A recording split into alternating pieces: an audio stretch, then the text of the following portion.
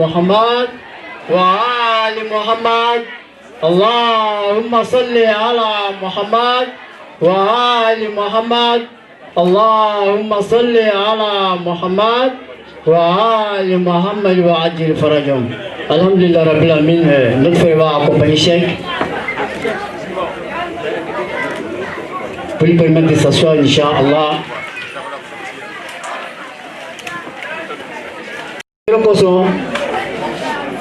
Amra ñini en balma fe Inch'Allah sani parce que Cheikh timna kuma do kan sisan aboko ame sunogoli là. Alors donc il faut que ane wuli sunogol là, on va pas résumer tout ce que Cheikh a dit, mais la seule phrase. Aujourd'hui, la conférence est faite pour éveiller la conscience. Quand on oublie qu'à là, mais Sunro John Kolo. Ame Sunro m'a suivi au loa. Aïe, au Sunro te. Mais Sunro mulo, ane oublie qu'à Sunro, moko sa ame bo ayere kalama. Na bo ayere kalama, ame tala yom na amo rolo. Alors donc, je vous ka folie que ka karamo befo. Akanya Cheikh befo, entre ces quoi au suru au folie kelele no kantu. Mais alhamdulillah Rabbil Alamin comme Cheikh ka folie nyama. Anya Cheikh mi Cheikh Manjai Baro. Kabo Kayim Malila. Anya Cheikh Ali Ba Mauritanie. Olu nana kana anya profitini ke ko bay ambulu. Alors donc amour fou tante folie na kengere na bolma. Sinon amiga je timna ka folie ke je ko payer kaba. Donc anu mena dawo la ni je ko folie ke bana. Mais kengere bolma inshallah amaya je ko fou Cheikh Manjai Baro ani Cheikh Aliba ubola yo jama ubola yaso unana yaso. Alors donc amu tari unani la inshallah ana programme kono amna dien ala reka dien ko fait nous allons permettre à notre Cheikh Baro il va dire deux mots. Après les deux mots de Cheikh inshallah nous allons passer au mot de remerciement qui sera fait par notre grand Cheikh Oumar Sabadogo. Et la ziarat pour clôturer la manifestation sera faite par notre Cheikh Konaté Ibrahim. Mais au passage, nous saluons tous les imams ici présents. Tous les imams ici présents. Et notre imam Konaté, qui est l'imam de la mosquée à côté, qui représente tous les imams. Alors donc, on est à fond imam Yene, à Efourika aussi imam Pema. Alors donc, en tant que Tatou Kamé, Inch'Allah, Amna Djeni, Ambe Soratouke, Mokosamba, Cheikh Baro, Inch'Allah, Abna Nakranta, Kounia Flafo, Anana, avec Tounia Abidjan Kono. Il est en train de faire une tournée Abidjan, et il prêche, avec prêche de la Kata Kominoula. Alors donc vraiment, Amba Foula, Dante Foulina, donc on va permettre à Cheikh Baro, avec le salawat, pour qu'il vienne nous donner des mots. Salawatullahi ala Muhammad wa ali Muhammad. اللهم صل على محمد. أعوذ بالله السميع العليم من الشيطان اللعين الرجيم. بسم الله الرحمن الرحيم. اللهم صل وسلم وزد وبارك على فاطمة وأبيها وبعلها وبنيها واستودع فيها وعلى جميع الأنبياء والمرسلين وعباد الله الصالحين. صلوا على محمد وآل محمد.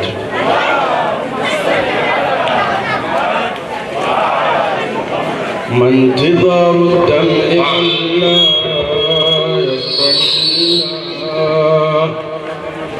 أو ما تنظرون آشورا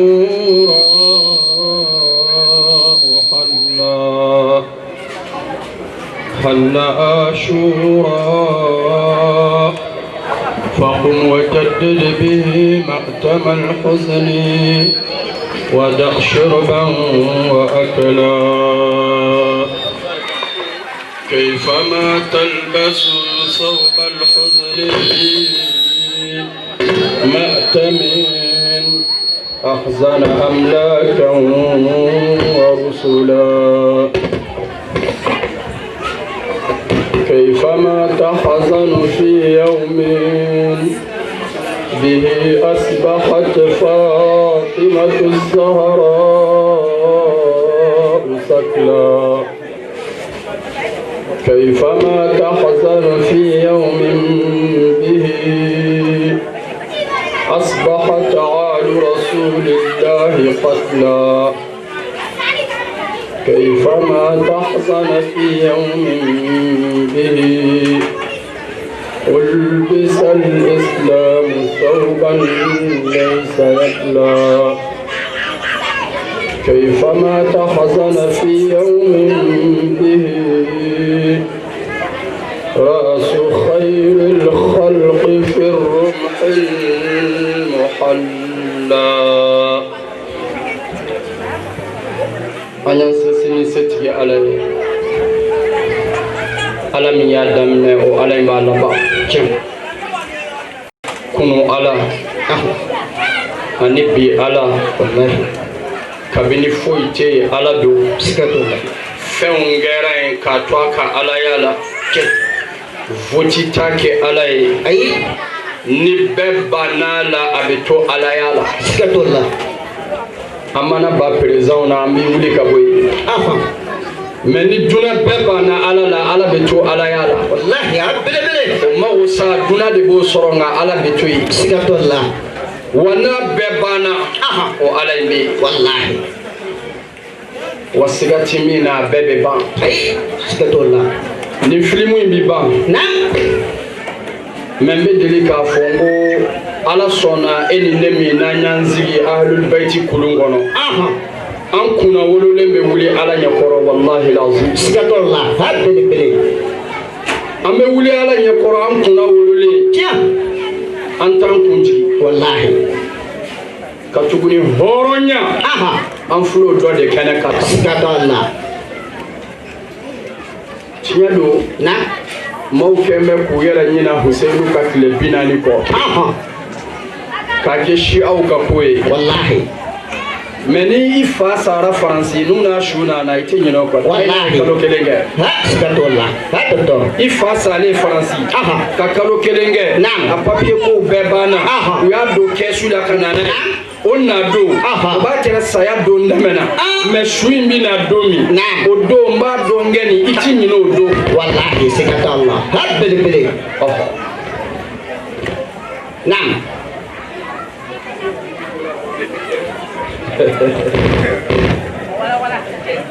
ala ka famu ɲuman da wa amin o kɔrɔ ye ko an kana wajibi kɛ sa kɛ moderateur an y'a faamu naam 15 minutes o b'a tɛrɛ ne ka moteur ma wuli sigatɔla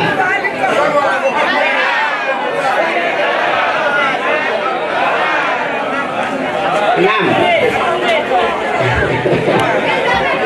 d'accord an b'a abréger naam an mago bɛ min na an b'o sɔrɔ a la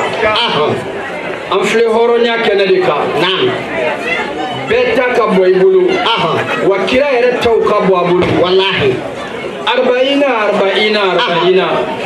mun de don naam a docteur Baraji Shiaw de b'a kɛ bɛɛ y'i sen bɔ a la sisan ni e yɛrɛ la dɔrɔn e ko Shiaw ka arba'ina wallahi ayi silamɛw hɔrɔnw ka arba'ina Allahu akbar kira denw olu ka ko tɛ se ka bɔ silamɛ dɔ ka ko kɔnɔ ayi n'i y'i nin bɔ a la i bɛ kɛ dɔnbagalafili ye tiɲɛ an y'a daminɛ n'o dɔnkiliw de ye cogo di kira bɛ se ka a denw kunkolo tigɛlen ye k'o gulon tamaw na ka farikolo to laale ka voyage ni kunkolo ye ka taa n'olu ye farikolo bɛ cɛncɛn na kile binani mama soro min be kira denw do dinga ko Allahu akbar o kile binani de bena anvle ni nyona minaka ngolo ka segi kana farikolo soro naam o de bena kile binani sigatalla o de la ko kasi naam jijeman ikamikoro noro be ka giriyama naam ngolo ka segi kana farikolo ma o de bena kile binani ma naam o kile binani ya boya naam dusukasi be la kuraya o ye hakilima yadi wallahi sigatola cibe bla doma ko papa sara francia ou bien sara maroc naam ibe kashi sigatala watini kunguruni ubishulaze bidadi naam nga domi uni subina kana denya koro kuna boram franci kana ubina denya koro odo kashibe kuraya abe ki kono ko fasara bidi wallahi sigato kashibe juguya ka temedo iga bele an fana flo kenede ka tiam mais et se ka famu en tant que emi yerabla Zainabul Kubra placila sigato et se ka famu en tant que emi yerabla Zainul Abidin placila sigato la bele tanani akera uluminu tawdo uba fo ale de mako umul masaib naam mashibo be baya ledi sigatalla geleya fon fe dugukolo kani zaharawi aya nyala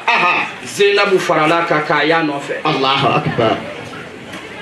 amoke ka gelew afaka gelew abaka gelew abalmake ka gelew fukana laba karbala Zainabu ni be ya nyala be kera nyala pele muso min do ani muso siti kele adusuku sera kanim bemara ka kila ka fanga jugu ka lezimi tiye akele ko fe ka balmaw na abade ufa ale de sera ka jo ka fanga jugu ka lezimi kari pale ko na Allah meni mana ke muso do nyana généralement muso dusukolo ka fege wallahi atiki be dese ga hali kuma sega dalla I korokew I balmachew I doo I balmadew ma bi wolonvla ni shegi ko be kungolo tika kabwala ali shimin dew makisi ko be ka ke enyana e ko be shudale e ko be kungolo I nofe kungolo bi ka voyager ka kano e fo jamana dew ka sasrala ko lu shudo e pala yere kono dewere ka sai Allahu akbar ko be ko fe ala ka se ke deme e ka kuma mi me pala yugu ka fanga lili bwana pele Zainabul Kubra ali dele tiens ne bawo amo bla Zainabu placila na globala sadir ashura ani arba'ina na on tese ka ke feti abada ne emi ma kaya lahara ile kira kala to do sigato la makorobo abe fieta ne de anta musula han négocier sigatalla aya afo doni dumambala kila de umbifa ka kila kango o doni na e fami doni make o don be fiye chugo ai abada mais ante jigi mimu makalan kan ante jigi lula sigatola ambe jigi kalana udila ode kama toujours mba fongo karamgo kasra alanye wallahi globala ukado ko dondola udina jigi dinga kono kana nti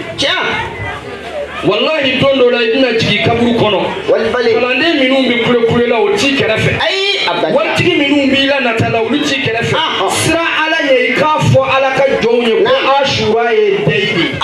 sigato lade globala sra alanye kila bekashi Zahra bekashi Hassan bekashi Aliyu bekashi wallahi ku balma de umfara abe kila ko ke sali ni dalu juma Allahu akbar wala bele an fle ziyara la hakilla ziyara be ka bija ziyara tekewa minu be ziyara organiser mo te Hussein ta organiser wali do jirana min be balole ani min sara abe farale nyoka uka ziara abe Hussein ta soro ai abada ngara mo ebo do emi me ziara ke kante do ni mo den kunta ima emi ni koloshi bibolo ni be ziara ke beni edi ibe wali yumi ya zura la yalma be Husainu sembuguri soro abada ema do ko Husainu garba ina ziara bewa muna imake anyafo etenye juma esi sana ngine bele amflake ko uya bele yele mamulo ko ba bele ma wallahi nos ummata suyi mantun chugu sigatolla wallahi kila pena mantun la chugu mane ma wallahi Husainu fagale utamena kele cheke mina utato ni kungolo be ka qur'ane kala joli bi tonti ka bwala Allahu akbar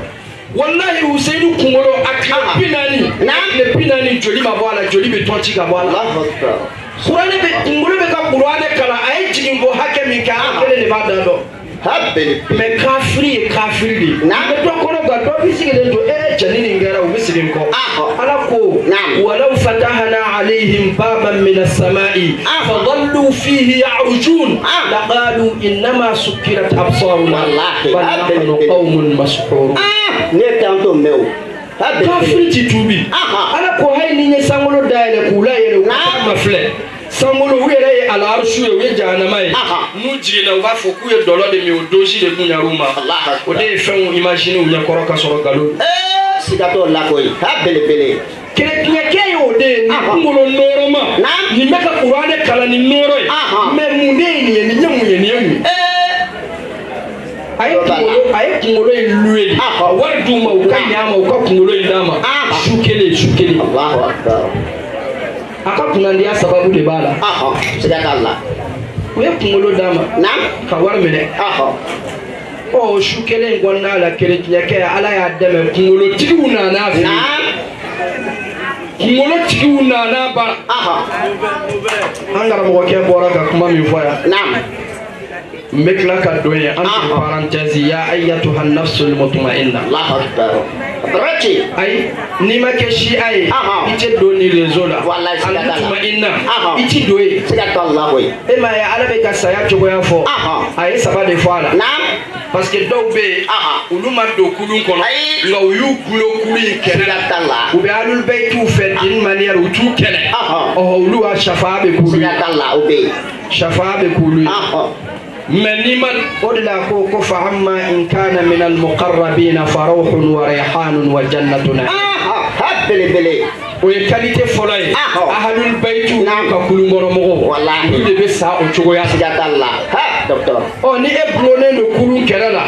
وأما إن كان من أصحاب اليمين فسلام لك من أصحاب والله سيد الله منو تشوا يا بماوما تسكونا وأما إن كان من المكذبين الضالين فنزل من حميم بلي ala ka kishoma amen ni parenthèse de daire mbekla kaddo ya ayatuha nafsul mutma'inna enine anti fale do tumi do be fara ka beti ko la sigata Allah ko dare keretinye ke kungolo tiki unana bara mungo so ka jirala ko ni kungolo mi fle awunde tado wallahi wa ambe kungolo ino fe mauma kera fa mo fe sigato la docteur wallahi keretinye ke kungolo siga ka du kono so ona be ka fle kungolo be ka Qur'ane kala noro ledu ayene be ka kashi o sura e kafiri nu nyininga akoni e ton kungolo ukwa ma koni nye Husainu kungolo Allahu akbar Abu Husainu Nabi nyuma min fora kwa bina labana na ti arabu chen nam ale ere dalin tala ere kire chinya de ako min fora na arabu jamana udo nyona ode mo de kungolo fle ko de do Allahu akbar ale min yala ode kama ko ku ka luyama wallahi sigatalla ako meni on tunyanga Nabi nyuma Isa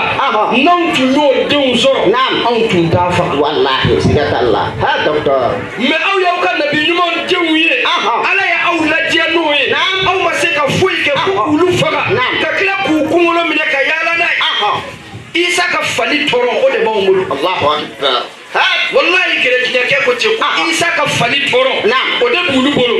ni sanji gesa yumine u ye nu beta kɛlɛ gɛlɛmanw na u bɛ fali in tɔrɔn de bɔ k'a yira ala la ala a kɛ isa ka fali tɔrɔn kama i ka sanji jigi wasa mɛn na wallahi Allahu akbar ta belebele mais kira ka mantonw bɛ ka kira mɔdenw faga o fagali mun bɔ u tilala k'o faga don yɛlɛma k'o kɛ sali ye ka nkalonjuguw bɛɛ tigɛ morikɛ yɛrɛ bɛ k'a fɔ a yɛrɛ kɔnɔna la a bɛ k'a fɔ ko cɛ n bɛ ka nkalon tigɛ ha wallahi a yɛrɛ b'a dɔn a yɛrɛ b'a dɔn isa yɛlɛla ka bɛn a ma adama ka tubi minɛra a yɛrɛ bɛ k'a fɔ tiɲɛ yɛrɛ la i lɔ n ka n pan nin yɔrɔ in kun na nkalon don ni n y'a bɛɛ fɔ o bɛna bɔ a kalama wallahi siga t'a la ha belebele a tɛ se k'a bɛɛ fɔ min sɛbɛnnen don n'a y'a bɛɛ fɔ e ni ne ni mɔgɔ wɛrɛ an bɛɛ b'a dɔn ko nkalon don wallahi i panpan yɔrɔ dɔw kun n'a la sallu ala Muhammad wa ali Muhammad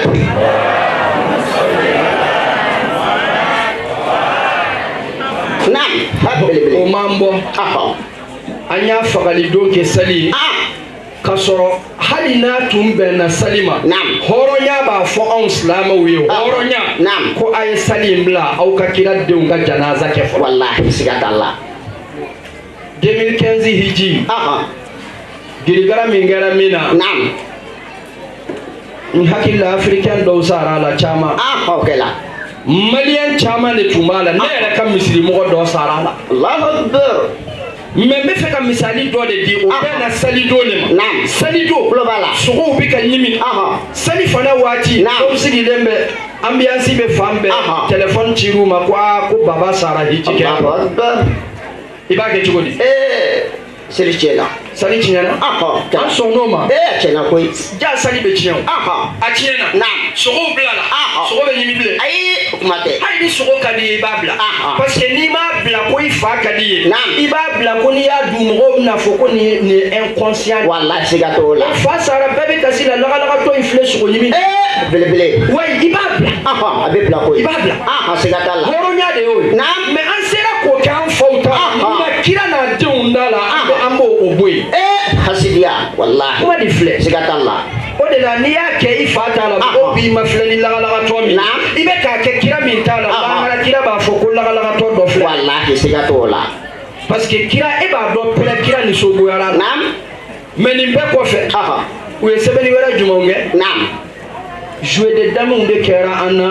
mun kosɔn k'an tɔrɔ min ka bɔ a la siga t'a la nin bɛɛ kɔfɛ u ye sɛbɛnniw kɛ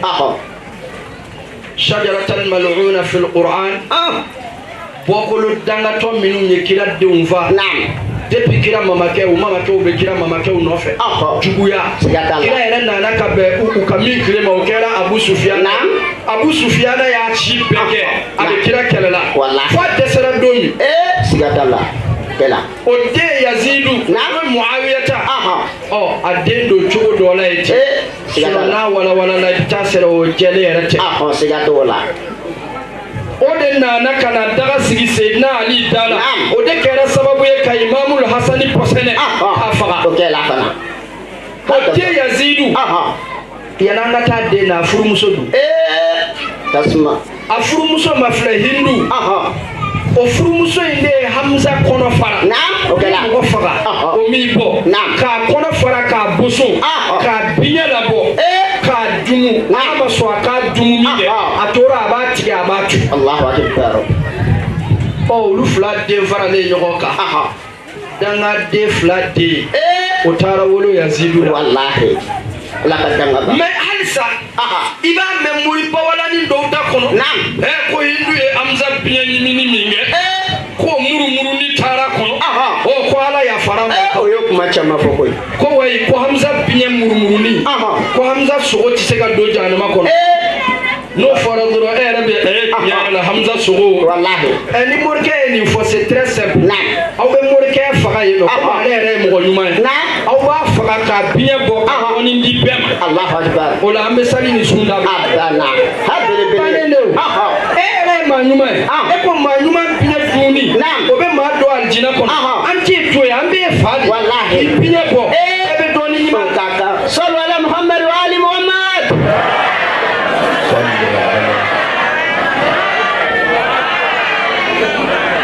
wallahi nkalonw ni jouer de dames de don mun kosɔn ka maa juguw yɛlɛma k'u kɛ maa ɲumanw ye ka tiɲɛ dogo an na lima talbisuna alhaqa bilbatil وأنتم تعلمون والله muna Naam. aw bɛ tiɲɛ ni nkalon ɲagami ɲɔgɔn na ni tiɲɛ ɲagamina nkalon na nkalon bɛ yɛrɛ kɛ wallahi o ye hali ji ɲuman n'i ye ji toli ɲagama la a bɛ bɔ ɲumanya la siga t'a la tiɲɛ ni nkalon ɲagaminen ɲɔgɔn na tiɲɛ bɛ dogo nkalon bɛ bɔ Wallahi. aw bɛ tila ka nkalon kɔrɔta wa antum ta'lamuna k'a sɔrɔ aw b'a dɔn naam siga t'a la an bɛ se k'a fɔ kunu cɛkɔrɔbaw tun t'a dɔn kitabuw tun ma se a siga t'a la an k'o fɔ k'o jɛya Naam. parce que dɔw ŋaniya ka jugu u bɛ taa an ka waliyu kɔrɔ ninnu ta Naam. anw kɛni b'an faw ka sira la heyi i faw ninnu bɛ alijina kɔnɔ u t'a Wallahi. dɔn e b'a dɔn bi n'i m'a kɛ ala b'i jahanama ten kari jahanama siga t'a la fo a bɔgɔ siga t'o ala la ka mɔgɔ t'a la quoi ja ni ŋaniya juguya de don n'u ye nin fɔ dɔrɔn tiɲɛ yɛrɛ la an faw ninnu kɛni olu ye maa ɲuman ye wa ni si an min ma nin yɔrɔnin faamu e mana fɔ k'i bɛ faw attaquer i ka dawa bɛ tiɲɛ wallahi siga t'a la faw ninnu to yen faw ninnu y'u ka baara kɛ ni ala ɲɛsiranɲɛ ye ni kɔnɔrɔnjɛya ye u ye min dɔn u y'o de baara Wallahi. nka bi ti komi kunu ayi siga t'a la ha dɔgɔtɔrɔ kunu i b'a fɔ dɔ ye ko nin bɛ nin kitabu in kɔnɔ an faw y'u ka kalan kɛ o ɲɛni de kɔnɔna a b'a f'i ye ko kitabu jumɛn i b'a fɔ ko bukari a b'a fɔ bukari tɛ ne bolo dɛ n b'a sɔrɔ cogo di f'a ka hiji tagala dɔ ma filɛ ka wari d'o ma n'o taara maka o ni bukari ka na n'o nana ale b'i sigi k'a kɛ tan kɛ tan kɛ tan f'a k'a ye wallahi siga t'o la mɛ bi jɛbɔngolo kan de don ni ko an ma a b'a kɔnɔ n b'a f'i ye a i farati dɛ bukari bɛ n ka telefɔni a bɛ tɛ bukari dama tɛ dɛ ayi bibliotɛki de bɛ nin telefɔni in kɔnɔ yan siga t'o la kitabu miliyɔn caman a b'a kɔnɔ a b'a ye a b'a kɔnɔ an b'a gosi wallahi faw tun bɛ min ɲini san 2 an b'a labɔ 2 minutes a banna salu ala muhammad wa ali muhammad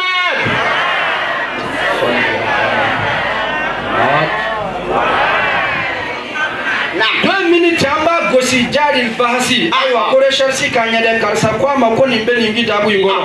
a b'a kɛ pirrrr wallahi a b'a f'i ye ko ayiwa ko n bɛ k'a ɲini ha siga t'o la ayiwa a ɲini tɔ yɛrɛ a b'a f'i ye ko bukari dama tɛ dɛ k'a bɛ bukari la a bɛ nin na a bɛ nin na wa kitabu 400 filɛ a b'o fana kɔnɔ min tɛ bukari ye siga t'o la ni ala cɛ ni tile 2 bɛ se ka gosi ɲɔgɔn na wa anw ye chance de sɔrɔ anw ye chance de sɔrɔ o de la i b'a ye a mɔgɔkɔrɔba ninnu caman u ye min dɔn ahadul bayti ko la u y'o baara u kɛr'u fɛ u y'u bonya k'u gasi sigi wallahi siga t'a la maa tɛ min dɔn i t'o dɔn wallahi kitabuw ma se u ma yan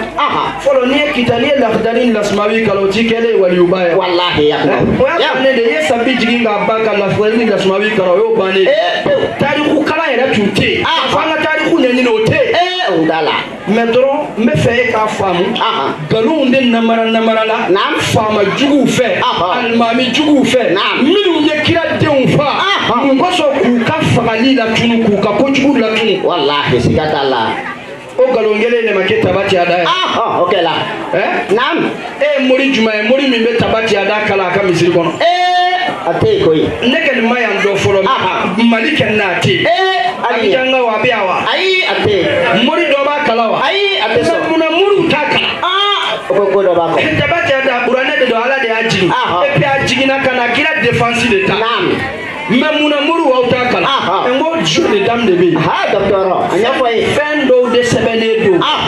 k'a bila tabatiya ko in na n'i y'a kala ayiwa morikɛ n'i ye tabatiya kala fitiri ni sagafo la minnu b'i kɔfɛ u bɛ sa ala cɛ kɔmɔgɔw bɛ bila e k'o kala ayi abada walahi ne yɛrɛ ka misiri la yan k'a faamu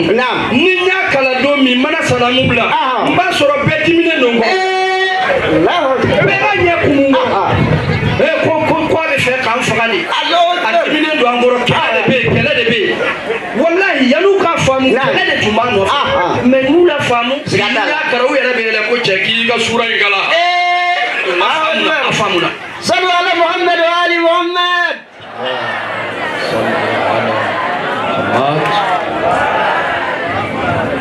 tabati ada tɛ kalan misiri la a bɛ kalan yɔrɔ jumɛn sisan ko ɲɛfɔ a tɛ kalan misiri la naam kɔmɔgɔw bi sa o dabila la sisan a bɛ kalan yɔrɔ jumɛn a kan ka kalan tilegan fɛ denmisɛnninw ka to k'a kalan u ko n'i y'a kalan ni tile kɛ nin bɔra ka taa bila tile binni na n'i y'a kalan ni min farati fa bɛ don i la o yo data jɔn bɛ fatɔ ya fɛ basi a tɛ kalan tilegan fɛ n'i bɛ bɔ wula yɛrɛ kɔnɔ a kan ka kalan o ko n'i y'a kalan wula kɔnɔ ni sen magara bin na dɔrɔn i bɛ tunu i tɛ dugu ye tunu ka sura nɛgɛ bɔ bɛɛ la k'a kɛ surani dɔ ye ten bɛɛ siran n'a ɲɛ alors que sura min kan ka kalan ni silamɛw bɛ waso n'a ye ala yɛrɛ y'a ka nabi ɲuman lapasa dɔ de filɛ o dɔ de filɛ mais e k'a kalan dɔɔnin bɛ jaba tiɲɛ da Abilahabil nin de kama don Abilahabi nin bɛ yen dɛ o de kama sura in tununa na ten parce que ala ma négociation ala ye dɔ de ta tɔgɔ ma ka viser direct wallahi karisa dangaden a muso dangaden fila bɛ dɔwɛrɛ wolo dangaden la dɔ wallahi o dangaden ko den ni wula siyaw kɛ ni ka danga ka ca siyaw de bɛ danga kɛ hali tɛnɛ k'a fɔ cɛ ma ko dangaden wallahi ala yɛrɛ de y'a fɔ ni min ye dangaden o ye dangaden de koyi ala ti nugu caman de ti ala fɛ yen min kan ka danga o bi danga ni m'o danga e yɛrɛ bi danga fɛ siya t'o la o ye tiɲɛ docteur mais u ye ninnu di yɛlɛma k'u kɛ mɔgɔ ɲumanw y'an bolo hindu ye hamza biɲɛ ɲimi a bɛ don jina kɔnɔ abu sufiyana yɛrɛ tubira kira kɔni min donna abu sufiyana ka so kɔnɔ o y'o bannen k'u yɛlɛma an bolo ka na se muawiyata ma muawiyata de ye wahayu sɛbɛnna ye wahayu juma mais morikɛ an bɛ ɲininka est ce que e bɛ ko in ɲɛdɔn ka ɲa wahayu juma fɔlɔ kɛra a fa ka wahayu ye mais a tubira muawiyata n'a fa tubira sani a sɔrɔ wahayu banna an ka kuranɛ kɛ ni sɛbɛnna tɔni min tun tora la a tɛna o sɛbɛn bilen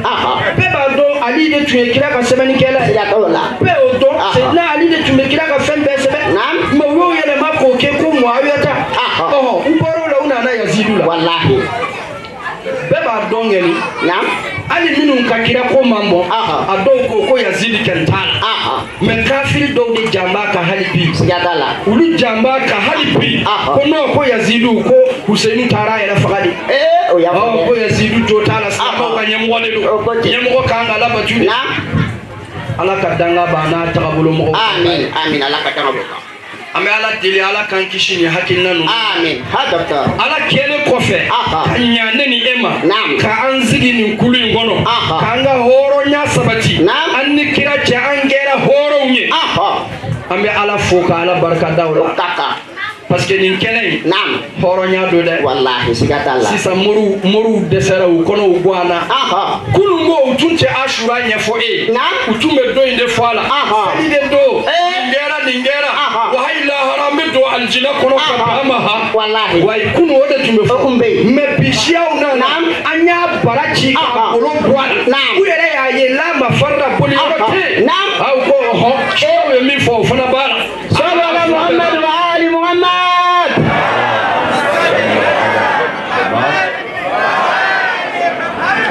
u ko ma ci k'a fila bɛɛ b'a la i ni ala cɛ nin tɛ kalabanciya a belebele cɛ i sigi yan dɛ sigi yan nka i sigi yan i k'i ɲɛ boso ɲɛ la yan o tɛ kalabanciya kɔlen yan k'a fila bɛɛ b'a la sisan nin de bɛ fu u tɛ nin de fɔ a fila bɛɛ bɛ k'a la cogo di mais nkalon ni kalabanciya de ye nin hakili la an karamɔgɔw bɛ yan minnu ye mathématique kɛ o tɛ yan wa ni pilisi ni mɔni bɛnna ɲɔgɔn ma a fila bɛɛ bɛ don résultat la wa ayi a fila tɛ don n'i y'a fila don m'a dɔn i b'a kala cogo min juma bɛ don mɔni bɛ don pilisi bɛ bɔ yen wa munna pilisi in bɔra yan a taara min a fila bɛɛ b'a la hakilimaya kan tɛ bɛɛ b'a dɔn tuma dɔw la i ka nisɔndiya ko programmelen nisɔngoya bɛ bali ka na o bɛ bali ka na i b'a programme k'i denw bɛna muso furu o don i bɛ taa sɔrɔ dutigi dɔ bɛ sa aw yɛrɛ ka du kɔnɔ hali ni muso furu ma bɔ a ma k'i tan bɛ bɔ a la ça c'est très clair o ye ɲɛnamaya de n b'a misali d'i ma an ka hɔrɔnya ani mɔgɔ tɔ ninnu labila u ye kira somɔgɔw jigitigɛli min kɛ n b'a misali d'i ma i k'a faamu cɛkɔrɔba dɔ cɛkɔrɔba in a fatura mais a denkɛ ni maa wɛrɛ ye teri ye denkɛ y'a terikɛ wele ko baba fatura terikɛ nana u ye janaza programme ko sini 14h janaza bɛ kɛ sini 14h janaza kɛtɔ terikɛ nana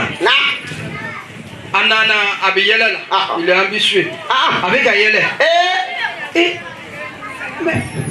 terikɛ ko a ma ko mais e t'a dɔn ko baba ka janaza de bɛ yan wa a ko walahi n b'a kalama tiɲɛ don baba kɛ ni baba tun ye maa ɲumanba de ala ka hinɛ a la baba taara o banna an ka dugawu kɛ baba ye mais sisan u ye n wele k'i ka madamu yɛrɛ jiginna o n ka muso kɛ a jiginna a ye filaninw de sɔrɔ wayi nisɔndiya de don denkurani nana filaninw sɔrɔ la mais est ce que terikɛ in b'a ye k'a fɔ ko nin ye hadamaden ɲɛnama ye abada o tɛ kɛ tugun an bɛ fa ka janaza de la i terikɛ fa salen e nan'o la i b'o kalama i nan'o janaza la mais i bɛ yɛlɛ la i y'i ɲininka yɛlɛ kun na e ma se ka foyi fɔ a ye k'i muso jiginna ko filaninw k'o de kama k'i bɛ ka yɛlɛ terikɛ a b'i ma filɛ ni ɲɛ jumɛn ye a y'an jaabi walahi tulo b'a la a y'an jaabi a bɛɛ ma filɛ ni ɲɛ jumɛn mɔgɔ jugu mɔgɔ langolo hakilintan cɛw a ye dɔ fɔ inconscient clochard lagalagatɔ amalidɛm fɛn o fɛn fɔ a ma a bɛɛ b'a la walahi o b'a la walahi hadamadenya dɛsɛra la an karamɔgɔ bɔra k'a fɔ yan hadamadenya ti farikolo ye c'est à dire kɛta dɔw de bɛ yen n'o dɛsɛr'i la an b'a fɔ ko cɛ hadamadenya dɛsɛlen walahi siga t'a la mais nin kɛwale nin filɛ nin hɔrɔnya dɛsɛra la hadamadenya dɛsɛra la a ye terikɛ jesu a y'a jigi tigɛ walahi siga t'a la e k'a ma filɛ e fana bɛ ka mun de kɛ kira la a ka jugu kira denw de ye fa kelen de ye mais kira denw de bɛɛ kunkolo tigɛra c'est-à-dire a ka jugu kojugu wallahi n'a kɛra du o du la i b'i miiri a la fo ka t'i sa siga t'o la o de la Zeinul Abidina a y'a si bɛɛ kɛ ni ji gɛrɛla la dɔrɔn a bɛ kasi wallahi n'u ye ci d'a ma dɔrɔn a bɛ kasi a kɛra ale ɲɛna de a fa de don a fa a denw de don a dɔgɔninw n'a kɔrɔkɛw de don a y'u ye de kunkolow bɔlen don kolow lalen don a y'u ye de ka tila k'ale yɛrɛ minɛ k'a sigi k'a latugu kɔ k'a faw to dalen farikolo bɛ dalen kunkolow b'u nɔfɛ ka a y'a si bɛɛ kɛ a bɛ kasi dɔw ko mais ko o tora e ɲɔgɔnna bɛ kasi nin na i t'a dabila ko ne de kan ka kasi walahi o ka kan ne de kan ka kasi limaniya dɛsɛ tɛ ayi abada nka kow hinɛ de don hinɛ siga t'a la ko kasi man ɲi Umaru yɛrɛ ye mɔgɔw bɔgɔ kasi ko la o ye kuma wɛrɛ de ye o ye Umaru n'a ka ko de ye mais kasi ala yɛrɛ m'a fɔ ko ale de y'an nayɛlɛ wa annahu huwa adhaka wa abka wallahi a belebele kasi ko bɛ tɛmɛ saya kan a ye maaw bila u ka kasi min man di ala ye kuma jugu ni k'i yɛrɛ fili cogo dɔ mais kasi foyi t'a la siga t'o la siga t'a la Zeinul Abidina kuma n bɛ misali di aw ma nabilahi Yakuba akashira wabiyaddat aynahu min alhusni fahuwa kadhib wallahi akashira fo k'a ɲɛ finman bɛɛ tunu k'a bɛɛ kɛ jɛman ye yeli kɛ kasi siga t'a la a fɔ ko limaniya dɛsɛr'o la ala k'i da fa wallahi nabi ɲuman de don mais a kasira et puis a bɛ kasi la fɛn min nɔfɛ a den kelen den tan ni kelen bɛ du kɔnɔ den kelen de tununa a y'o ɲini melekɛl mawuti nana fɔ a ye den ma sa ne de ye melekɛl mawuti i den balolen siga t'a la o bɛɛ kɔfɛ a kasira fo ka ɲɛ fiyɛ mais e yɛrɛ k'a ma filɛ nin den kelen tununa la a kasira nin fa fagara ɲɛna a balimaw kunkolo tigɛ simin tɛ ala ne baw ne baw a ye nin yɔrɔ in siyanse ka ɲa i k'i yɛrɛ bila Useyinu jɔyɔrɔ la nin yɔrɔ in na Useyinu furumuso i k'i bila o jɔyɔrɔ la i denkɛrɛnin min b'i bolo ne faw aw bɛ nin yɔrɔ kɔrɔ dɔn ka tɛmɛ ne kan n ka bɛ minnu wolola cɛ kana tɛ nin faamu ka ɲɛ minnu bangera n bɛ de ma denkɛrɛnin tuma dɔw la sokɔnɔna la bananin dɔw b'a minɛ sufɛ i bɛ wuli k'a yɔgɔ i bɛ taa n'a ye i bɛ na n'a ye ni e y'a bila ba b'a ta walahi tuma dɔw la a bɛ kasi a b'i ma filɛ ni ɲɛ dɔ ye foyi tɛ jigin yɛrɛ kɔnɔ i ka kasi wallahi siga t'a la ha belebele o ye hadamadenya de wallahi mɔgɔ wolola i b'a dɔn nin su dɔ tɛmɛna siga t'a la su dɔ tɛmɛna i bɛ sunɔgɔ i bɛ wuli i b'a yɔgɔ i yɛrɛ bɛ kasi i ma filɛ ni hinɛ dɔ ye a yɛrɛ mana ɲɛ jɔ i la dɔrɔn i b'a ye ko n den Huseinu dengerani de babulu dengerani sigatala kalo woroti minoko bina faga Allah ne ta do mo obini nge sali ni Allahu akbar sigatala kalo woroti wallahi anana nam kana dinde jira wasoro sin nono ti sina minoko bina de faga anana yirula ay ke woro nye au ka nono jidi ni ma Allahu akbar au ni ne de be kelala yedo mais ay hina ni na ay jidi ni ma amafoike numuteni na ni foi do sigatala kafir do dusukun ko jiga dama kafir do dusukun ko no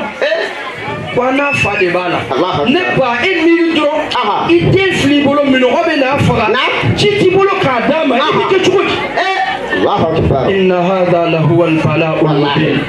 lo bala jarabi mi ekira na ka du soro ni ulu era te se ka maso wallahi ati se ka se na kera am so fena anga limani abe clan wallahi lo bala elendro bay ake yazidu dengera ni flabolo abina sa na e bay ake yazidu obe sigatala eni ala cheni ede do ibi dembla be ayi hey murike kenete ni edo ni ne do aba foko cha maseni na ala ere ba do an kono na wallahi ilo ni ne ka bo ala manga bishi seni ko no manto in ka bo na soro ne ni nga dude un joli de ke ka dina balo ngu joli di me na joli wallahi sigatala ha doctor ko de la ashura kene ka ale kera malaba e min sara jam ay temba ya bela bo sahaba be bora akele de tora ale de kera malaba parce que muna aba beti ka soro ka yere di laba ha docteur muna ka on kishian ha am la sraka ko na dengera ni flabolo mino bina faga be firi la Allahu akbar kafiru yo flasi sama harmala ala ka danga baka wallahi sigatala wallahi ay flasi nu sabade sama ni kana ge Abdullahi ibn Ghalula afiri la fatike kono sumayara Huseinu ko abenama akele ala nyana abenama muna be akera ala nyana wallahi sigatala abenama wallahi kana balma u be faga o jugula fo kana se Huseinu yarama Allahu akbar ma fona min nana kabe Huseinu kungoloti amase wallahi aya mafila ko kwati sigatala way muna ci se parce que ko nyeda mi ni kira boledu ka teme nyeda beka ko ni dedu Allahu akbar ni ya ye dore ba fo kira ka dare ale abla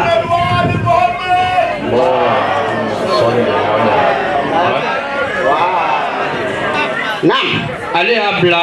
shimuru bun zil jawshani nana ala ka danga baka wallahi ala ka danga baka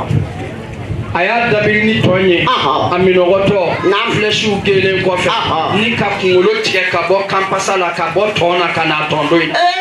Allahu akbar kungolo tike tola nam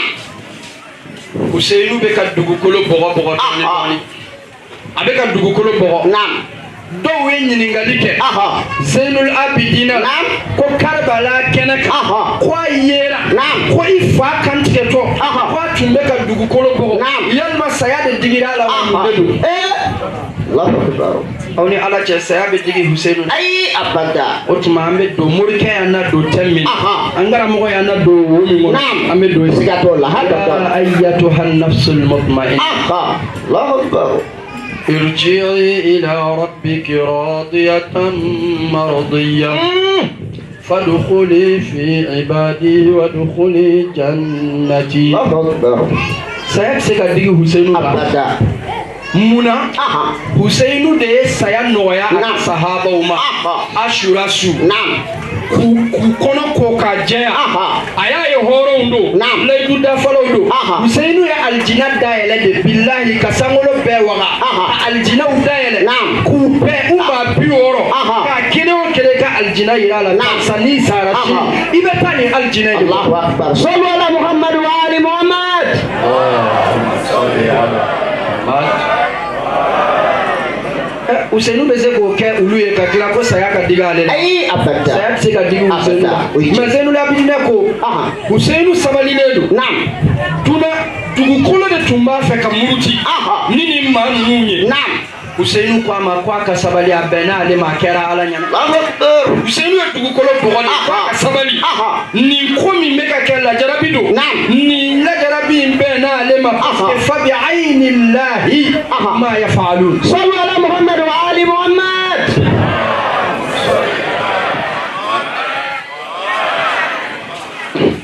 U ka sɔrɔ o la ka kunkolo tigɛ ka bɔ a la ni ka so kulonkɛlaw bila ka na kulonkɛ kɛ Huseyinu farikolo la. Dɔw ye jalamugu ta dɔw y'a kana golokiw ta dɔw nana k'a bɛ Huseyinu ka bɔlɔnɛgɛ bɔ a tigɛ la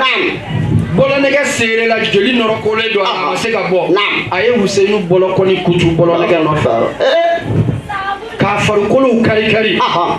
bɔlɔnɛgɛ nɔfɛ k'a bolokɔniw tigɛ ni ka tila k'o farikolo to lalen joli la tile 40 u taara ni kunkolo ye u taatɔ ni kunkolo ye Huseyinu denmusoman dɔ bɛ yen ale sɛgɛnna sira la sɛgɛn ni minɔgɔ ni tagama ale sɛgɛnna a ma kun ale fɛ ale sara sira la a su fileli ban b'a la baka a salen yen nɔ a balimakɛ Zenul Abidina o y'ale ka janaza kɛ o yɔrɔ in na yen janaza kɛlen k'a ban Zenul Abidina bere min tun b'a bolo n'a bɛ sinsin kan a y'o bere de turu kaburu in na a ko Ala n y'a ɲini fɛ nin bere in kɛ jiri ye a ka falen nin kosɔn a kana tunu fakuru dɔ k'a yɔrɔ la k'a tɔgɔ sɛbɛn a la ko nin y'an balimamuso kaburu ye yan. Sallu ala Muhammad wa ali Muhammad.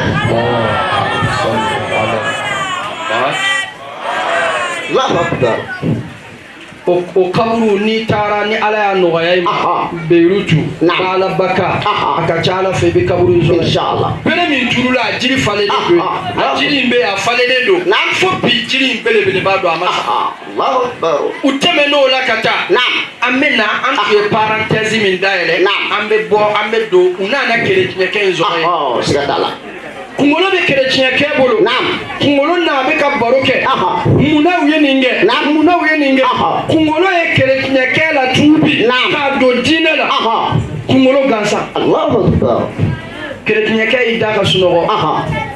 a y'a ye kira nana ka so kɔnɔ Zahra u nana Imamul Hasani nana Imam Ali yɛrɛ nana. Sallu ala Muhammad wa ali Muhammad. Salli ala Muhammad. Anw de ye nin kunkolo in tigi ye wa i ye kunkolo in bonyali min kɛ anw de y'i garanti wa wallahi an b'i tigɛ minɛ fo alijinɛ ni Ala kɛra ka jɔn ɲuman fɛ i bɛ yɔrɔ dɔ la yɔrɔ min i muruti ka di a bɛ taga n'i ye jɔn la dugu jɛra kerecɛnkɛ nana kunkolo d'u ma a ye min ye kunkolo la ani kunkolotigiw ye nali min kɛ a y'a ɲɛfɔ kafiriw ye u ko o tuma e fana farala kan wa u y'ale yɛrɛ minɛ k'a faga k'a fana kunkolo tigɛ k'a kɛ tama na a ye hɛrɛ sɔrɔ kunkolotigi ye hɛrɛ sɔrɔ parce que a ye hɛrɛ sɔrɔ a ye kunnawolo sɔrɔ a laban ɲana siga t'o la u y'ale yɛrɛ kɛ kunkolow dɔ ye k'a farikolo to fililen ye ka taa ni kunkolo ye wallahi siga t'a la fo ka n'a kunkolo jɔ Yazidu ɲɛkɔrɔ a ye denmisɛnninw pare a ye kale ci denmisɛnninw ɲɛ la u tɛ kale kɛ mɔgɔw ɲɛ la est ce que u bɛ kale in bɔ yɔrɔ dɔn fo de y'a fɔ n ye kuma de filɛ o kɛlen bɛ ka sɛbɛnni kɛ wayi n'i ye kale ci den ɲɛ la Asura don o san kɛ ni ɲɛdimi yɛrɛ t'a minɛ wa a bɛ sa a ɲɛ tɛ fiyɛ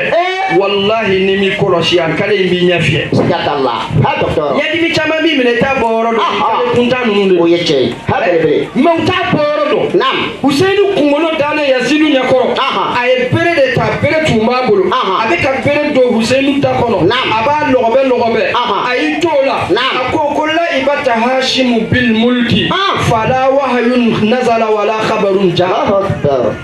a ko Hashim kiramakɛ k'o ye fanga dɔ de kiri ye ni ka na kulonkɛ kɛ ka jouer kɛ mɔgɔw hakili la ko kuranɛ ma jigin kunnafoni ma na melekiya ma na ko nin bɛɛ ye nkalon ye jɔn bɛ ka nin fɔ silamɛw ka alimamiba silamɛya alimamiba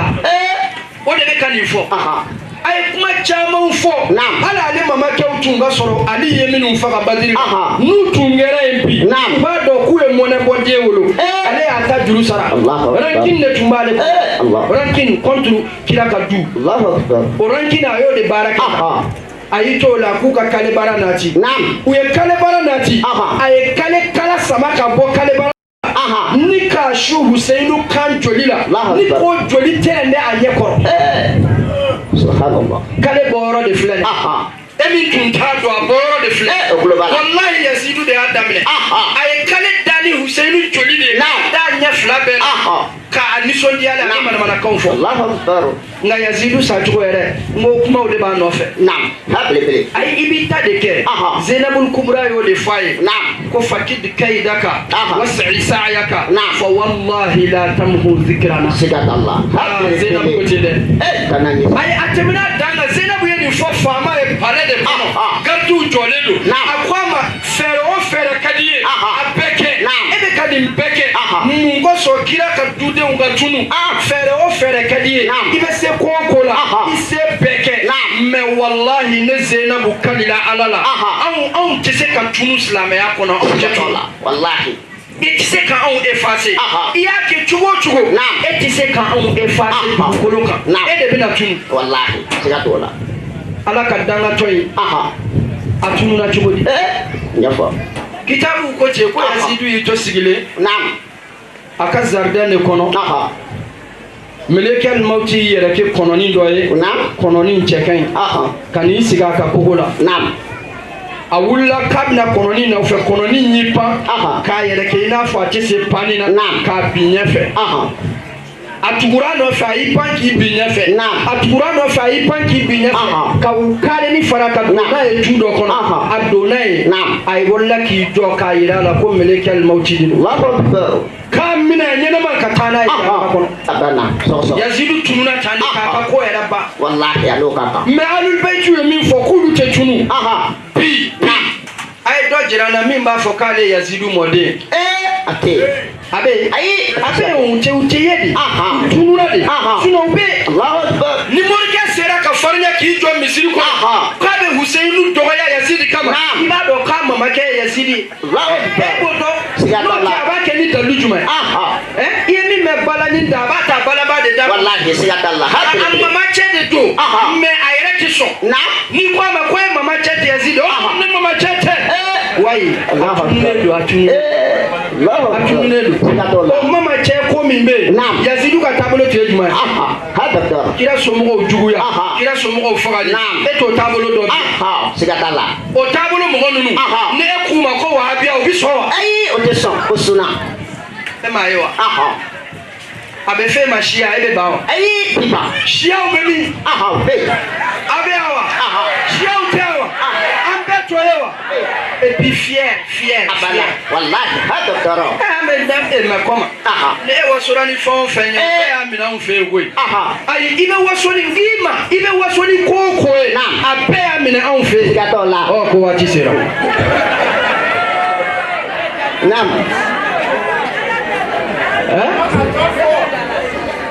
n'an ye motɛri in démarrer a ma ɲi ko waati sera mais dɔrɔn an b'a datugu k'a fara ɲɔgɔn kan anw tɛ e ta in lagosi n'a bɔra wahabiya la o kɛ nin ye modèle cɛjuguba ye olu yɛrɛ k'o k'u t'o ye n'aw t'o ye Ala k'aw dɛmɛ aw kana k'o ye o de ka di ne yɛrɛ ye mais n'a bɔr'o la kɔlɔsi bɛ e min bolo n'i ye tijaniya de e y'an den de siga t'a la a bɛ faamu n ko an denw o de la kana dimi kɔrɔ ayi kulo b'a la a dɔ gerennen don a dɔ gerennen don ti faamuyali kɛ kana dimi ni fa dimina den kɔrɔ a bɛ danga sɔrɔ i b'a nɛgɛ nɛgɛ a bɛ faamu kadiriyaw an denw de don walahi nin bɛɛ y'a minɛ Ahlul Baytiw fɛ ni Ahlul Baytiw tɛ u ti kɛ foyi ye belebele tiɲɛna siga t'a la kadiriya de ka kɔrɔ ni tijaniya kadiriya Abdul Qadir Jilani de nana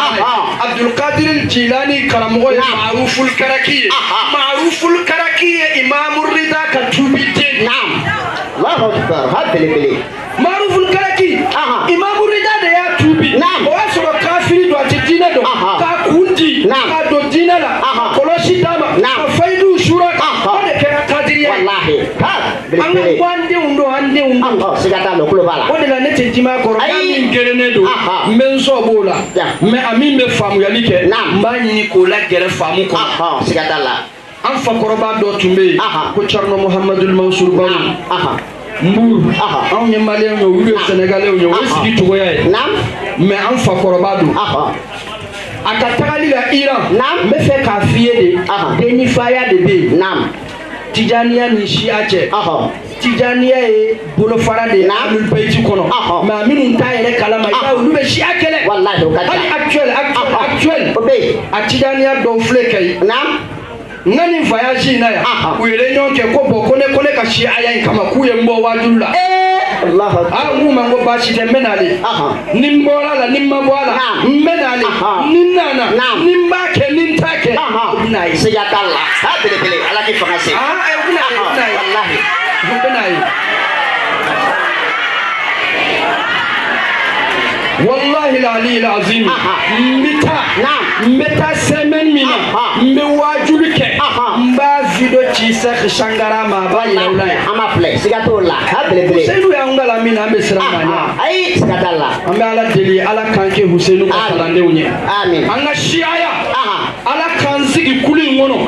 ala kanga shiaya ke dusukolo ani jugoye ala kana ke dendoro ay amin ala kan demola amina nakerati ala ka laydu do wallahi shi'a de be dugu kolo mine billahi wallahi sigatalla biyo sinio shi'a de be dugu kolo mine wala qad katabna fi zaburi min ba'di dhikri anna al-arda yarisuha ibadi as-salihun sigatalla ni ala ka laydu de wa hakliman beba do ko benali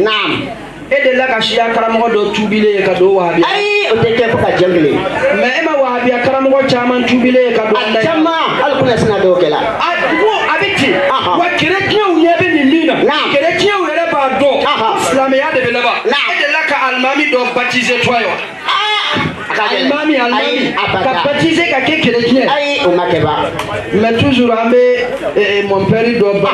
fɛngɛ ko o la tuubi ko baptiser ko do diinɛ o tɛ kɛ wa u yɛrɛ b'a ye ko tiɲɛ yɛrɛ la min bɛ laban don o don dɔɔnin bɛ bɔ la aw la aw laban tɔ tɛ to aw la mais a bɛ fara la min na wa silamɛya yɛrɛ fana kɔnɔ wallahi n'i donna siya la n kan tɛ min bɛ kule la ca yɛrɛ a tɛ foyi dɔn a la ne bɛ hamajuri n kan to o ma o bɛ se ka bɔ o bɛ se ka bɔ min tɛ foyi dɔn a la n'a fɛ Allahumma salli kan to o ma n kan bɛ min donna a bɛɛ donna wallahi a tɛ se ka bɔ wallahi siga t'a la a bɛ saya préféré i bɛ bɔ cogo di parce que silamɛya ye dusukun de confiance de don i dusukun bɛ lafiya e tun bɛ min na bana min tun b'i la i b'a dɔn e tun bɛ sunna tagabolo minnu na n'u wulila u bɛ Dawuda kɛ kamalenba ye u bɛ Musa kɛ melekiya kɛ ɲɛ cibaga ye o bana minnu b'a la e b'a dɔn u ye min da i kan i yɛrɛ b'i sigi k'i miiri tɛ lafiya cɛ ne ma nin faamu i m'a faamu mais solution t'a la o ye cɛ o i nalen alulbeyitu kɛlen k'i kɔnɔ ko k'i lafiya k'i désinstaller ka installation kura k'i la e bɛ taa don juma na bi wallahi siga t'a la foyi tɛ a tɛ se ka kɛ a tɛ se i donnen kɔfɛ alulbeyiti la i bɛ bila lɛnsi la wallahi i yɛrɛ b'a ye ko tiɲɛ yɛrɛ la nin de don wallahi wa i b'a minɛ i tɛ se ka bɔ wallahi i tɛ bɔ o de la don o don an bɛ dɔ tuubi siga t'a la k'a fɔ aw kana sɔn aw n'u ka sigi ce sont des philosophes o ka baara de siga t'a la ha docteur ala ka hɛrɛ k'an ye amin Husainu ala k'an dɛmɛ a k'an surunali don kiyama amin ala ka Husainu ka surunali da sutura birifini ala k'a biri an na aw denkɛ n'aw balimakɛ n'aw dɔgɔkɛ n'aw ka kalanden kana bɔ Ivoire siyaw la kɛrɛnkɛrɛn bolo ma silamɛ bɛɛ nka n y'o fɔ n ko ne mana na yɔrɔ o yɔrɔ n ka adresse ye siyaya de siga t'o la n tɛ taa wajulu kɛ misiri foyi la ni siya misiri tɛ wa n tɛ taa wajulu kɛ sigi foyi la ni siya sigi tɛ parce que n'i taara yɔrɔ wɛrɛ u bɛna bana bila i la ka sɔrɔ n furakɛlen don ka na bɔ an balima siyaw la ka duwawu ɲini u fɛ ka duwawu k'u ye k'a jira nin bɛɛ ye kulun kelen ye Mali siya Côte d'Ivoire siya Faransi siya nin bɛɛ bɛ ahlul bayti kulun kɔnɔ hali ni maayow tɛ kelen ye t'a sɔrɔ laadaw ni cogoyaw tɛ kelen ye nka bɛɛ ye kulun kelen ye an bɛ ala deli ala k'an jɛ yɛrɛ kulu in ye fo aljina kɔnɔ wa akhiru da'wana anil hamdulillahi rabbil alamin sallu ala muhammadin wa ali muhammad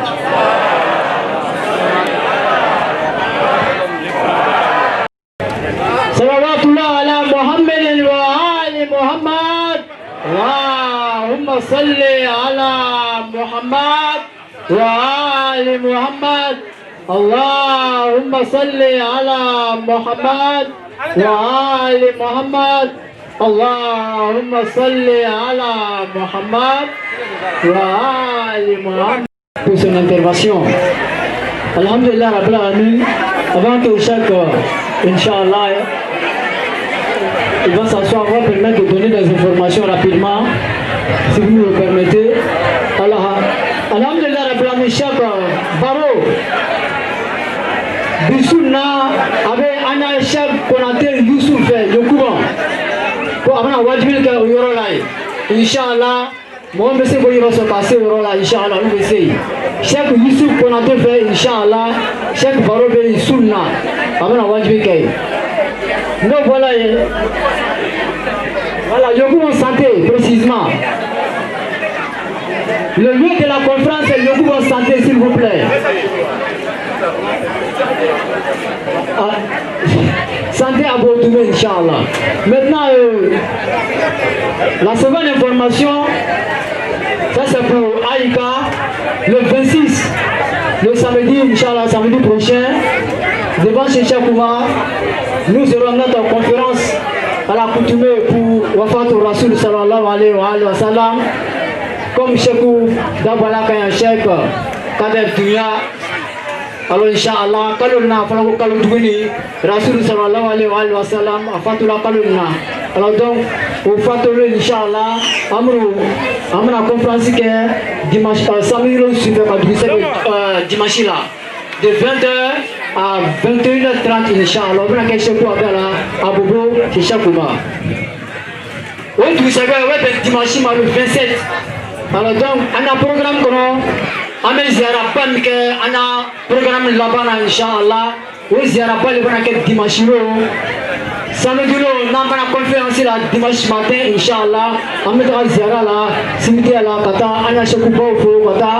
ana laba fo kata ke Inch'Allah. Alors donc on veut que dimanche lo le 27 à 8h Inch'Allah meta ana ziara la. La cotisation pour notre ziara est à 1000 francs. Oui, à Boka au Taïmé, c'est la map pétalo, on me sait qu'à Franyonga, Katarola. Alhamdulillah, Rabbil Alamin, non pas l'information dans le niveau là, 6 ans. Amana, bien qu'à niveau de Cheikh Ouma, Sabadogo, Amana Nakana, Dakuna Fla Folie dit,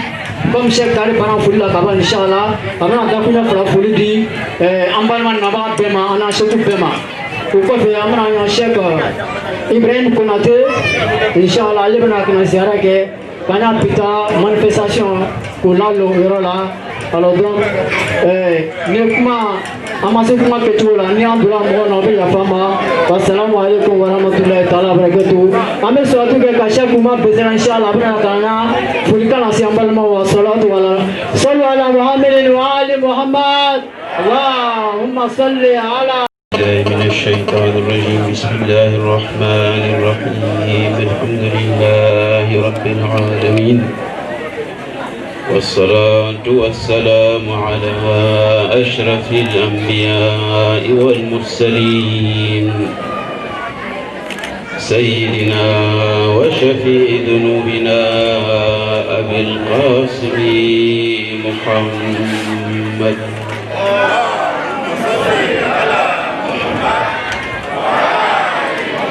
وعلى أهل بيته الطيبين الطاهرين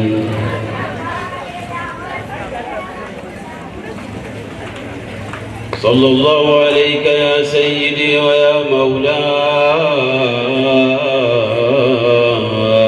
يا أبا عبد الله صلى الله عليك يا ابن رسول الله ويا باب نجاة الأمة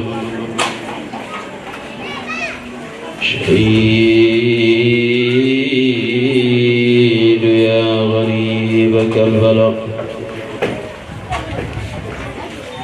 روحي وأرواح العالمين لك الفداء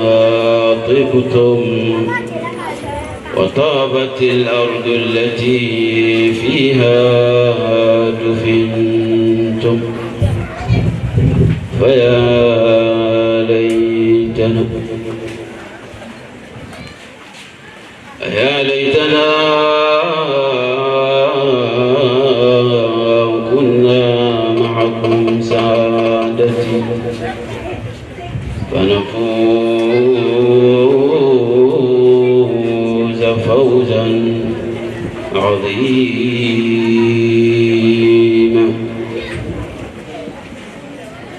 الحمد لله بالتن أكلم لا دانتنا منا كان من كيسي جامع يني كوكا دفن وكنتي نوي محمد أنا كسوكو ما وصلنا منو ندينا كالفلا ولما كراكوفه أنا كجني ونجلو منو مكاننا فيجي يوم سبوت سندوندولا أنا على كا ملكو ناكا نبيمو ناكا تشيدو ناكا جونيمو كاتام فادما نفوكتا سي الكيامة جودوما أمبالي يوم فوكينكا وتمغمنو يكنني نو يزون نوري أبي فو أو كبارة دلا أمبالما منو نانا نقولة تكوننا كابو يورو جامفة أدامنا بالما كشيخ منجايلا كابو ملا شيخ علي با كابو موريتاني وولو فانا بولو تشامانا كنا نبابي مندو جرا تشام كالنوبو. Donc anga folini on te se ka fo ala debe aw fo ka wale nyumando aka kani sarami ko double ko di awma ala kirana sumo olu ba wasa anga bara mba yini ala fe apuluje nalu no anga bara yuluje aka alaje o mana anga bara mba yini ala fe apuluje. Donc nimbebe kala munkama na yekuma be fleka munmunu amna sigi wilaya ndekelenka Sheikh Kadar min foni amba fo ka kumanna wilaya ni ka sabati akan amadeli ka noya watna noya fena tiens ka sabati akan amadeli ka noya depuis ala jenda watna noya fena wana bin kono de kabna noya e dondola non ibn ali katoy do o wilaya min fle amada mne biti pe ala kira benina wa kira somo fana kam masiba ko fana ala kira muna ayenu kuma ne be fo ka monto son sira ko baka mun kama ala ye ulu kerengere ka dine ndu mama amadi bani umayya maw amadi bani taym amadi bani uday amadi foima donc aka bani hashim de kerengere kadudu ma parce que ala de ya do ko ka kanai wani mawo mani yulu juya kan akabahu allah ala min kharayhi fi nar ala bi fofe nu duru kan tasma kona makutala. Donc ومن كلاني هذه الولايه مني لماذا نحن اهل الامامه parce que imama ya wenye mo ya deke allo kolombi akerenkerelembi bediya ye ala ye akerengere ayado ko atisika tasram ka wodo yoy imam zina bidina ka riwaya do abab ne ka ba mo ka ala kira yoro sadugo ka amali kono hadisa to nana pour ka ba famu ka fo min be kira so mo ko ni fen kurate fa ko famu de ni ya yi ko Yazid nana ka Husainu fa ka kira so mo fa ka ni masiban beke ayiri maturubi o de kama do ko kutila al-Husain munz yawm as-Saqifa de bala kira sado Husainu fa rawo muna betu ngalo mi du me kala la kira la sole min tunga kala ka kumana anaka somo ko ke kerengare bolo maalima fatara ko ma balu aqwami عندما يذكر آل إبراهيم يفرحون ويستبشرون وإذا ذكر آل محمد اشمأزت قلوبهم والله الذي نفس محمد بيده على كلام ابن فلان لو أن عبدا أتى يوم القيامة بعمل 70,000 نبي لم كاي من أكون فو إلى كان نبرك وادي تمن على كراكو مقول لها لا مويه ni Ibrahim to somo to fora o be nusa ja o be nyaga Allahumma salli ala Muhammad wa ali Muhammad kama sallaita ala Ibrahim wa ali Ibrahim no fora me ni Muhammad to fora maza ishma'azzat qulubuhum tuskum be nyugu parce que olu nyebe afadi ya yoro de la pa ko de fam o de kama ni kay karbo ba ko kanye kesta ma ngana ke arabu yi kuma koromado arabu wulu kullo fadiya joro de la bainahum wa bainahum ono kama o de kama ba ko sahaba o fil karaw sahaba yi jenyo ya sahaba jon nimni ka sahaba nege est ce que abise ki yireke bila ala kira so mo kelen noda fatala e be sali kira mom gani ma seli ka ga sentiyo e be ki rek do tri place la mais bani umma yawde nana ni place ga donc ne Muhammadu chomo to ko fora do ne baye dusugum be ñu akonga ale bi kale ale Muhammadu ni be masam ga sebaya kono ni jon nana ka ala kumbe ni na minuma bi wolon vla kas barai kasoro ima kumbe ni ala kra ale ka wilaya na so mo ka wilaya kala makuti la bi la tasma ko o riwaya fana wala bi ahlu bayt fe law anna abdan safana bayna ar-rukn wal maqam fa salla wa hajj 70 thumma mata mubghidan li ali muhammadin dakhala an-nar koni jongallo she kader ka al-kaaba min fi ruknu ani maqam hajar aswad bi yoro minan ani Ibrahim maqam Ibrahim bi yoro na kallo yoro la sambi woro la ka seli ka sun ka saw kan ka sorebe Muhammadu somo ko ne ala ki bi ta tasma kono wa halid dinu illa al-hub donc dinen te dore de ka grana somo ko kono ka tugo o de dinen ni donc en bas fo madaris tawma les autres écoles créées par les Umayyads ay sabali ala ma tulunge wa ma da tulungama ma hasibtum annama khalaqnakum abatha wa annakum ilayna la turja'un donc dinen talaka get tulunge arabu bolo ko mijan sen ke ko blaka mo la mo ka o de kama karamo ka mi foni an ga lu bay tu fe mun de be mo la kisi ala ka la dariya o de kama o ye an ga dinen lasti doyi al adala al ilahiyya parce que bena ta fo anga mo do yo ma saulu kasra kan mo nyima onde wi nga awnya mindo bi nutu ngodo kabala ala butachi me umado donc ala te mo nyanga tate adul ilahi le bi o de bi adama de son chama bobola la o de kama anga kan ko yoro de fabu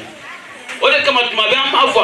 aya amerika vleo chrétien minum balona ala krayi ka kraso mo simu ye ko biblu ni fanga ko no ka josi ka boy ka ko me do ma kay ani minum na no kala on ko fe est ce que ere ni akilla nunu ga kiti bi ka kele ala fe yo non ni la fili lali mo do le ya la fili les sont des victimes légalement donc uluka kiti ni nya chaye kamala uluka kiti kene ala fi ay fo la mako al mustakbirun al muanidun laysa muqassiran donc min nana balema ale minye ale kono jeya ko ala ne ki gasra idi de ka ki patoni kan wanatunga chaye rora tubuta mamaye ani minya ye ko ni ye chaye mene ka jien na fani to aninga fenyini o de be balikata uluka kiti kene fango de fam donc ne karama ko ko loni an royal ambolo bi o ko nga doni de buena anga doni buena de parce que yawma nad'u kulla unasin bi imamihim imama yan tetlonge o suna mo fa al min sona talqino makoka subla sirane kan do wi ate imama ya folala u ka bola mun kama alors que femme ne veut ni go mais ala de côté ko kiyama jodo ben nana o ma se folo ha yawma nad'u kull unasin bi imamihim la rami be wala ni kany mo gole o ke suna mo sara o ki ni ga ko ga al kaba ko be mama ke o tawa qur'an de ka kitabe mo modi ka na jumo islam ay ka dinay mais ga imam e joni o to do e la parce que ma badoka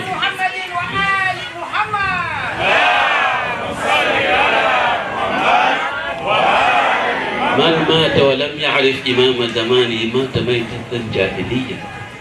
ni saraka suremi ka wakati ni molo kama mimi bilo mimi misiko fa mimi ko fa silo lewa awe nyoya saraka donc nad'u kull unasin bi imami ni ko fa buni ni gaman imamu kira ko fa jonde ikanye moye e ka dina ni moye jonni ala kira ka imam tan fula de boka di mantoma e ya jumentai an wani mana ni ga tan fula la an ba da min ali de la kana an yara tan mano al imam al hujjah bin hasan al qaim al mahdi صلوا على محمد وآل محمد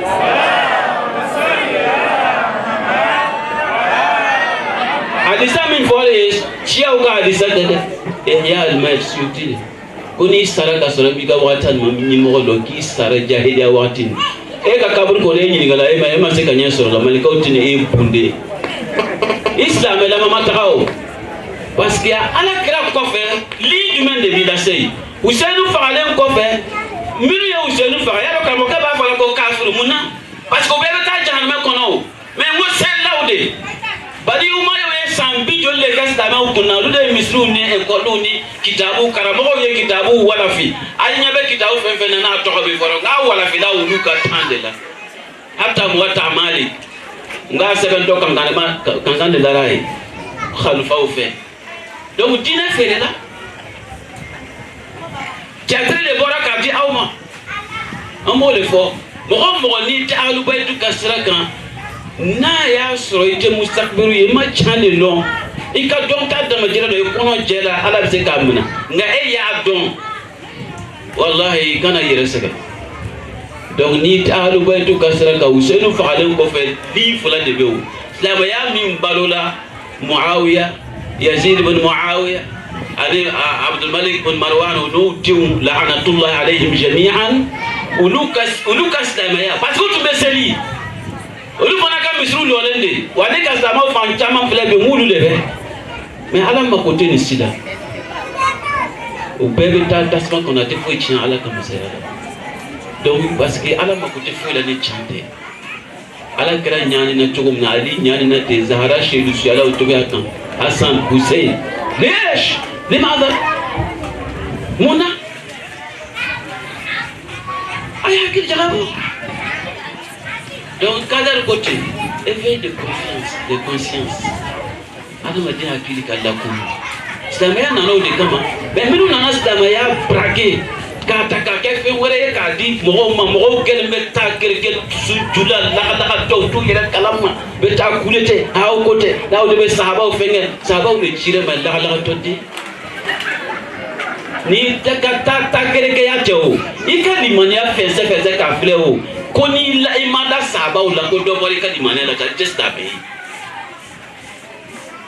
ni ma ke susu julai ina doko ni kastamaya ne lo sanga ko aba ko sahaba ne la lante sahaba o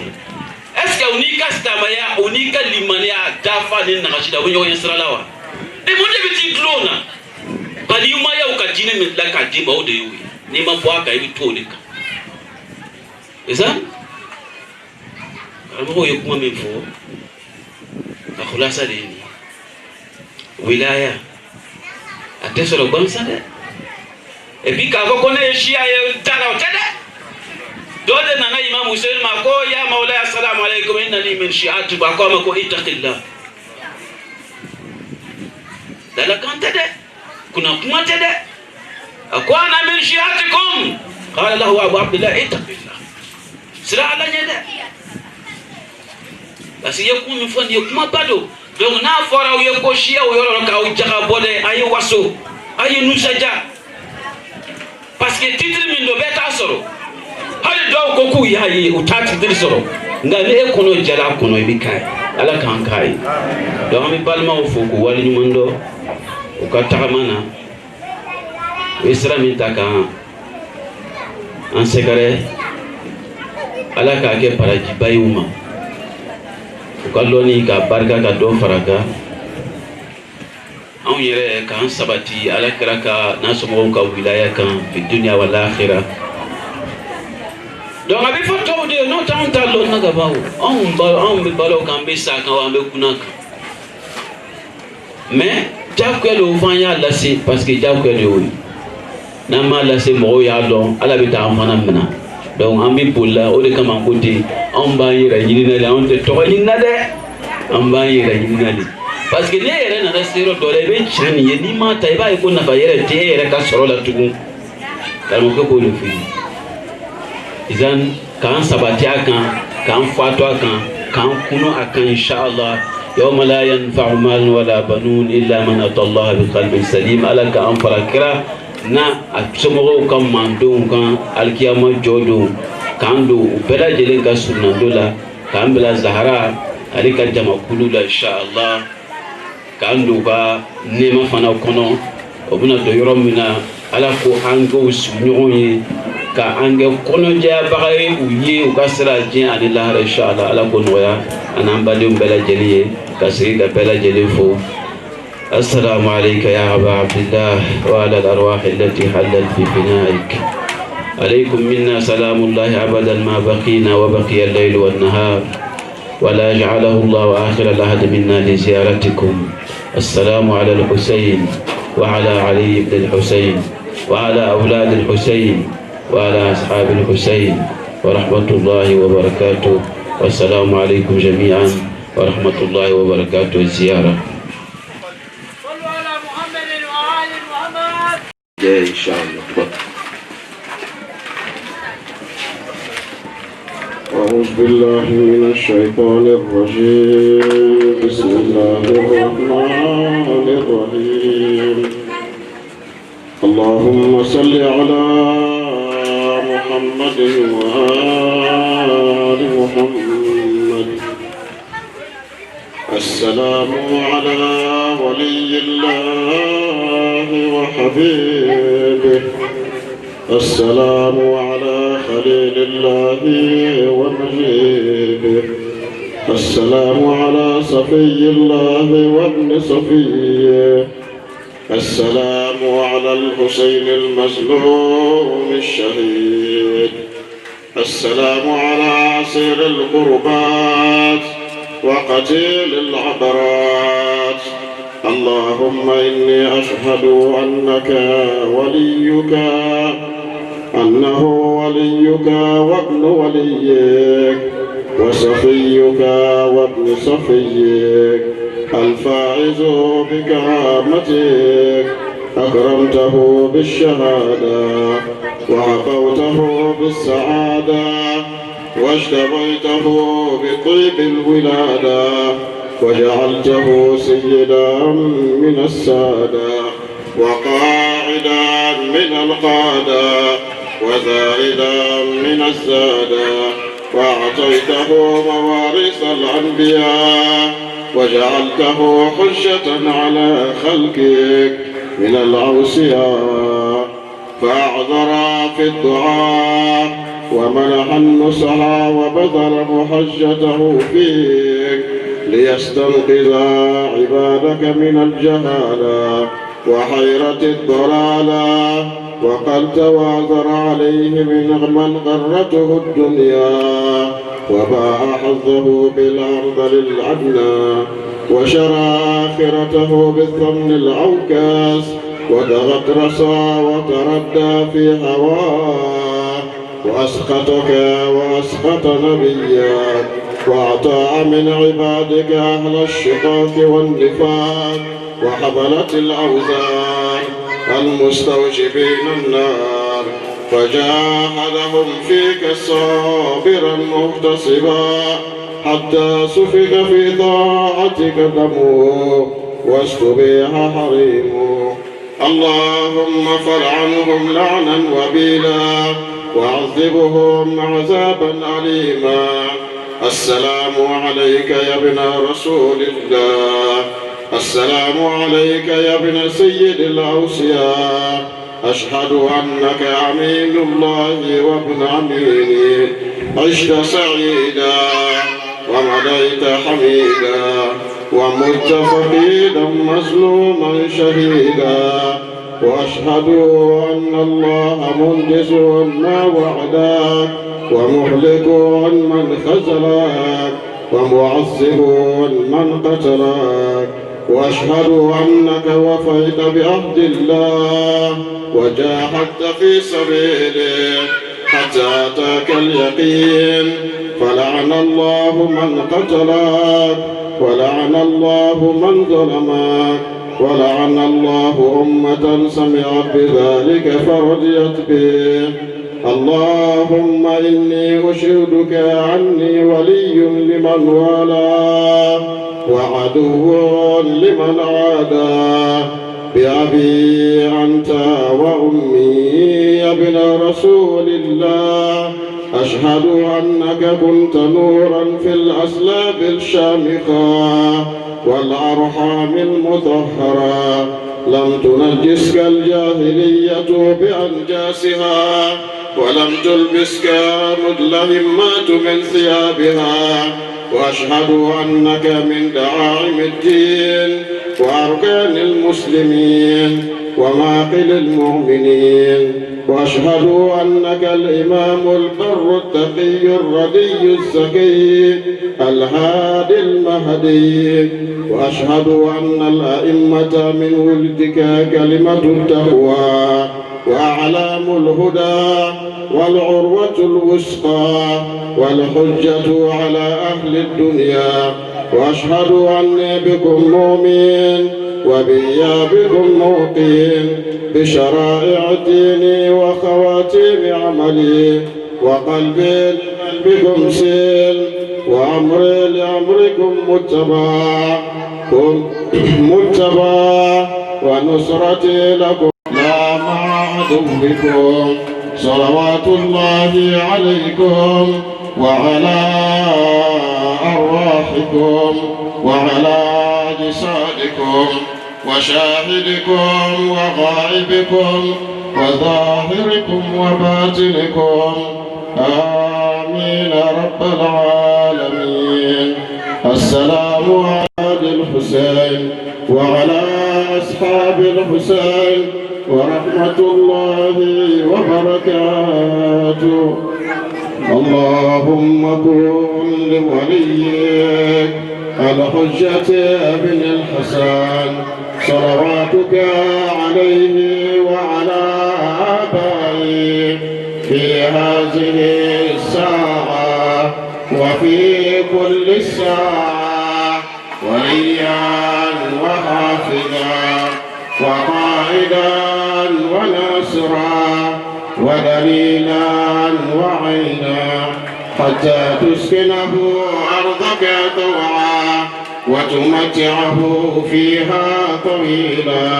برحمتك يا أرحم الراحمين. اللهم صل على محمد وآل محمد. بسم الله الرحمن الرحيم. الحمد لله رب العالمين الرحمن الرحيم مالك يوم الدين، إياك نعبد وإياك نستعين، اهدنا الصراط المستقيم صراط الذين أنعمت عليهم غير المغضوب عليهم ولا الضالين.